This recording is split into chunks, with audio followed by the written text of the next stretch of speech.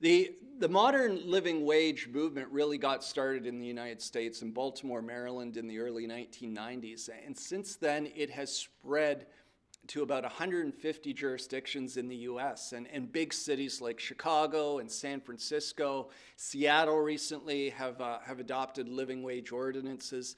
In May, Los Angeles City Council voted to adopt a $15 an hour minimum wage. And just last year, late last year, New York City also initiated a living wage policy, and that was for any business that does that works with the city of New York, that does business with the city of New York, has to now pay their employees a living wage. And that has brought about 18,000 employees in that city up above the poverty line, which is critically important, because we know in the United States, as here in Canada, there is a very significant number of people who are going to work every single day, but not earning enough to pull themselves or their families out of poverty. And certainly living wage is a game changer for them.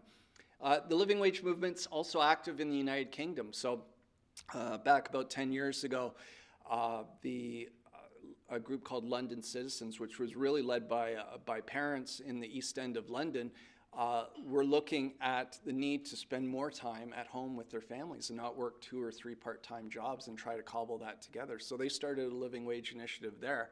And just as of this week, Living Wage Week, the UK Living Wage Foundation has signed up its 2,000th employer. And those include some pretty big names like IKEA, Nestle, KPMG, the accounting firm, as well as even one of their big football clubs, Chelsea Football Club. So if anybody's an English football fan, there's some of them signing up as living wage employers as well. In Scotland, their focus has really been on the public sector. So they've got a lot of local councils, universities, school boards signed up as living wage employers. And as I mentioned, New Zealand's working on it. The Republic of Ireland just launched a living wage campaign. So this is something that we are really joining as an international movement. And here in Canada, the living wage initiatives really got a foothold in British Columbia. New Westminster became the first city in Canada to officially endorse a living wage, and they pay all their employees and contract workers a living wage.